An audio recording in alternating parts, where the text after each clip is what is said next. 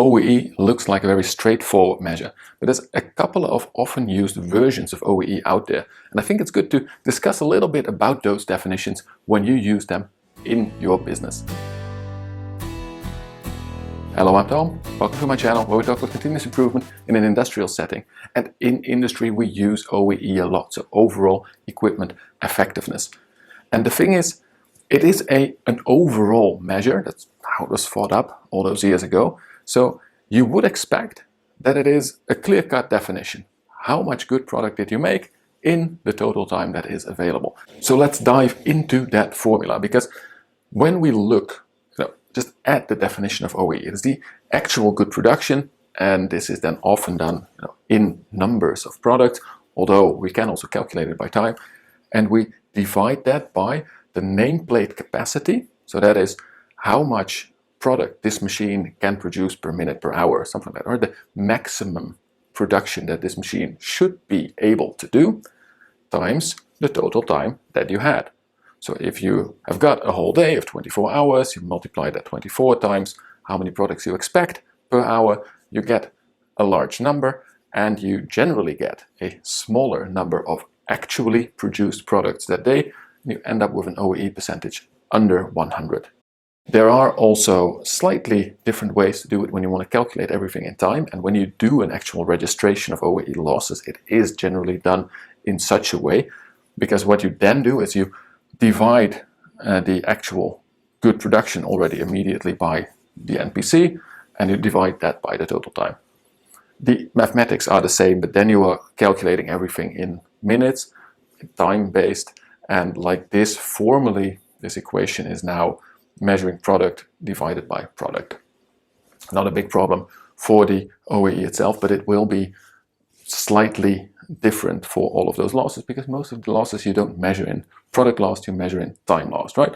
We had a 50-minute breakdown, or we had a 2.5-hour cleaning. That's why the software will already put this into time and divide everything by time. But that's not the main thing about this video. We are now looking at, right, we've got this OEE, but there is also a measurement that you will see quite often, not always in all of the companies, but if you look online, you will see this one come up quite a bit.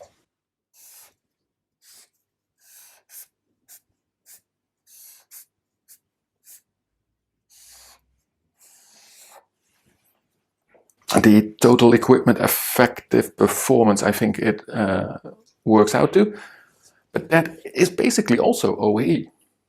So why is that different from OEE? Why is it needed in the first place?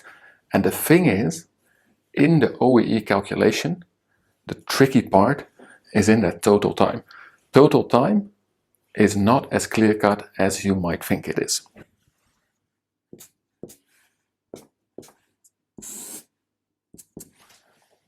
That one, if we are talking total time, we generally mean 24/7.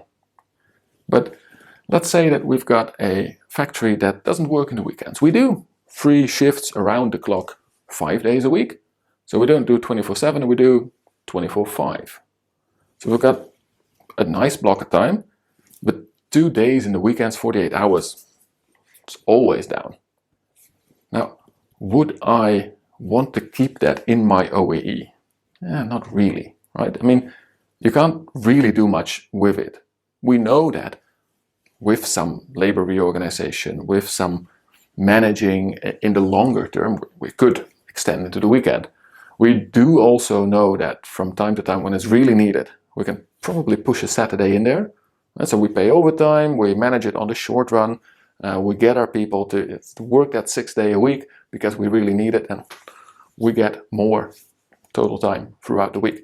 But that is a bit the thing. If you have a standard way of not working full time, like weekends off, like only working during the day, then it is actually much more valuable to you to be measuring OEE on the actually worked total time, right? So the time that your factory is at least open and that you at least expect to be using your machines.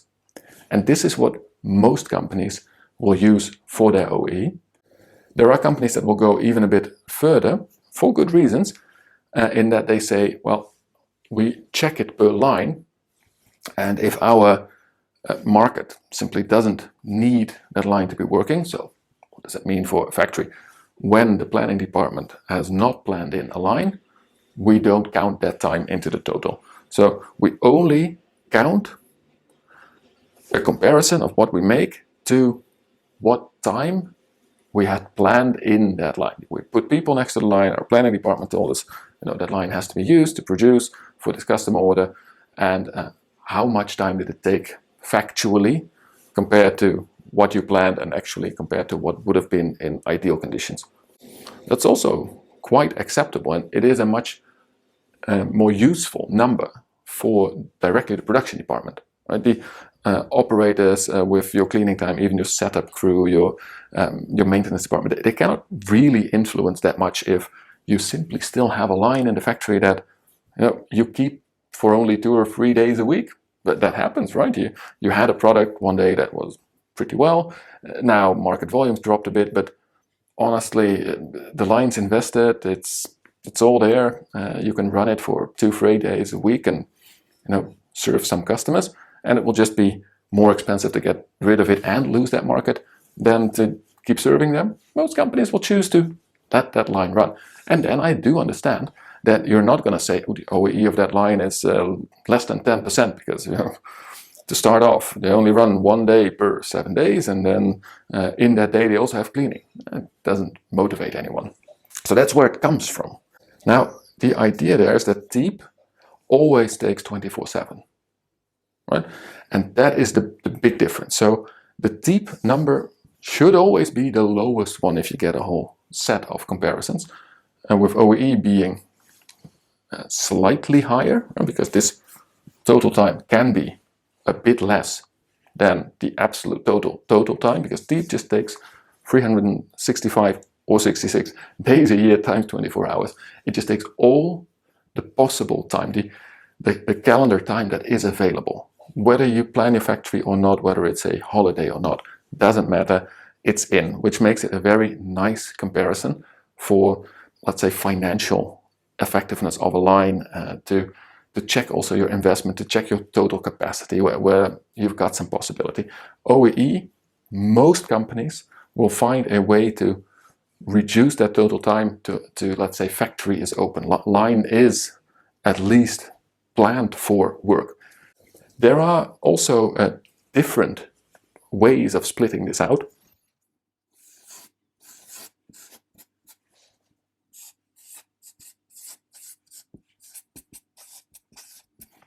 Like the overall operational effectiveness, or the production efficiency, or even actually performance.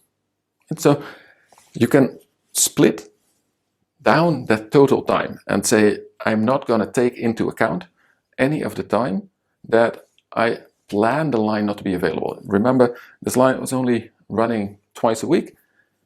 That factory, if it is open 5 days a week, will probably do well to have an OEE that is always based on 5 times a week, to know what can this factory do if needed, and to have an overall operational effectiveness of, in this case, having that line 48 hours, right? So 2 days as that line's total time for now. Some companies will give it a slightly different name. Check it for you. I've also worked with a company who calls it OEE 1, OEE 2, and then at some point just moved into OEE 2 being the term. The thing is, if you make names that are very close to each other, it becomes more difficult for the people working with it. Now, production efficiency is sometimes the same as this overall operation efficiency, but this basically takes away also all of your planned downtime, or at least those things that are not, let's say, not productive. So again, it depends a bit on the company. This makes OEE a different thing, a difficult beast to handle when moving from one company to another or benchmarking within your industry. Be very aware of that. That can be that you take cleaning into account, or you also discard the cleaning time and just say, this is the time that the basically operations production had to produce, apart from plant maintenance, cleaning, maybe even apart from the setup, And in that time, did they have any breakdowns, or did they have supply failures? Because many lines in the factory, you measure OEE on the bottleneck device, but there's some other lines around it. If they are in a breakdown, quite often you say that's sort of a supply failure, things like that, right? Your product isn't ready on time. The logistics department, they missed a beat. Things like that are definitely in here. Breakdowns in here, short stops, speed losses, quality, that's all in here. So these are the daily things. This happens a lot, and it is needed in industry. So do a double check. That's basically sort of the homework I would like to give you. But go to your factory and your systems for machine effectiveness, for OEE variation, and find out who is using which one. And you can also watch my video on the planned versus unplanned OEE. I am a big proponent of having the planning department also sort of use their own, what is this total time, where everything that they plan in specific blocks should be counted out, and the rest is your production efficiency indeed, right? I think this is a good name for it, but that means that they should have this OEE number that they count with when they are planning in the pure production blocks, because you will have some unplanned breakdowns and you will have your speed loss and stuff like that. But go and check that out within your organization and see a bit what it does. And the main thing, of course, is I want you to know that this happens, and this is a good thing as long as you know what you're doing. And a bit of an explainer, because I got some questions now on OEE and TEEP, and then some other things. What is counted in, what is counted out? There is no very strict answer except for TEEP. That should be 24/7. And OEE used to be 24/7. Because nowadays, in most companies, a lower number that is more of the total available time that we can realistically count on. Do know that your OEE registration software will probably try and keep that in mind, and many software packages only start counting once the line is turned on, and they stop counting once the line is turned off. Check those settings. That is a bonus tip from me. You've got some OEE software packages that have a setting like, well, we start Monday at 6 o'clock in the morning because that is our general startup time, and then any time between 6 and the line start is called setup. Yeah, very good. There are also a lot of software packages that use input from the machine, so they also use the input of when did the line start and when did the line stop. Really check that out for your machines. Now, I hope that this gave you enough inspiration to really improve how you work with OEE in your organization. If it did, or if you just like the video, don't forget to hit that like button. I really like getting likes. And if this spawns new questions on OEE, don't be afraid to ask them in the comments. We've got already many people within the community answering your questions, which is great. And also I will get back to you with pleasure, and maybe even a new video. Now, for now, I wish you the best of luck improving at first, understanding your OEE, and as always, don't forget to also enjoy the continuous improvement journey.